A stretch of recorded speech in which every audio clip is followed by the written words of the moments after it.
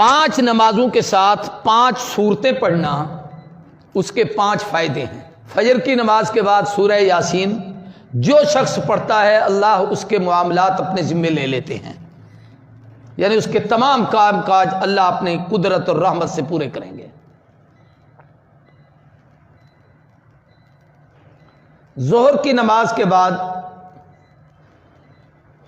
سورہ فتح، انا فتحنا لک فتحا مبینا، جو آدمی اس کے پڑھنے کا اہتمام کرتا ہے سورہ فتح کو، اللہ اس وقت تک موت نہیں دیتے جب تک حج عمرہ نہ کر لے۔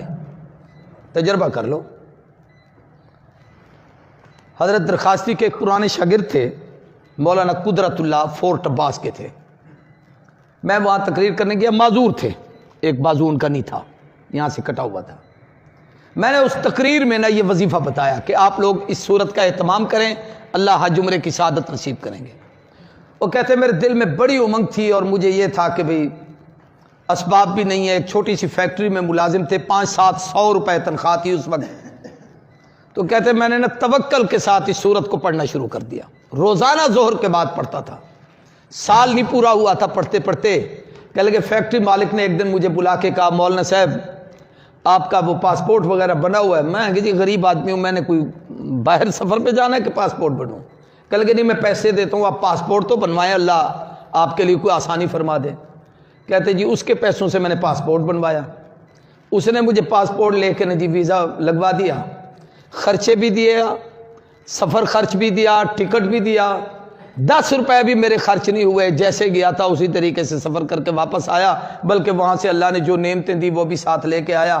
پھر اس نے مجھے فون کر کے کہا مبارک ہو، میں نے اس صورت پہ عمل کیا، اللہ نے میرا کام بنا دیا۔ راولپنڈی کے ہمارے ایک دوست تھے، اس نے ایک دفعہ مجھے فون کیا کہ میں نے اس صورت کو ظہر کے بعد پڑھنے کا اہتمام کیا، تو کچھ عرصے کے بعد سعودی عرب سے میرے ایک عزیز کا فون آیا کہ میں آپ کو سپانسر بھیج رہا ہوں، آپ عمرے کے لیے آئیں۔ تو میں پڑھتا تھا روزانہ اس صورت کو، اس کا پیغام آ گیا، میں نے تیاری کی، میں عمرے پہ چلا گیا، پیسہ اس نے بھیج دیا تھا۔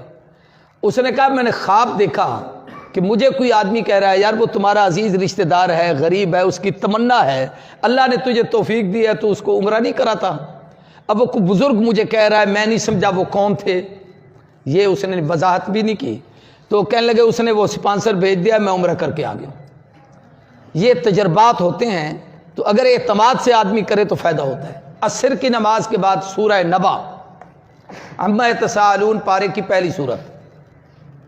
آج کل اس سال وظیفے بڑے لکھ رہے ہو، اتنے وظیفے میں نے پہلے کبھی نہیں لکھوائے۔ یہ دین پورے دی برکت، ورنہ انہیں کو میں تو نہ لکھوں نا۔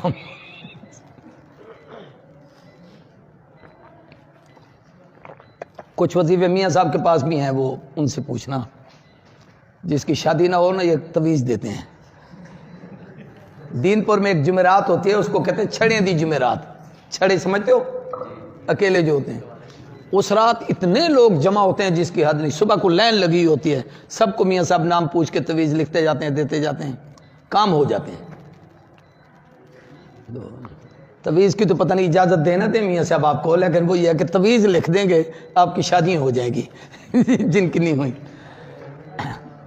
اچھا توجہ کریں، عصر کی نماز کے بعد سورہ نبا، اس کے پڑھنے کا فائدہ یہ ہے کہ اللہ تعالیٰ قیامت کی ہول ناکی سے محفوظ فرمائیں گے، کیونکہ اس کے آخری رکوع میں جنت اور جہنم کی کیفیات ہیں، اور شروع میں اللہ کی توحید ہے ساری۔ مغرب کے بعد سورہ واقعہ رزق کی برکت کے لیے، عشاء کے بعد سورہ ملک قبر سے، عذاب قبر سے نجات کے لیے۔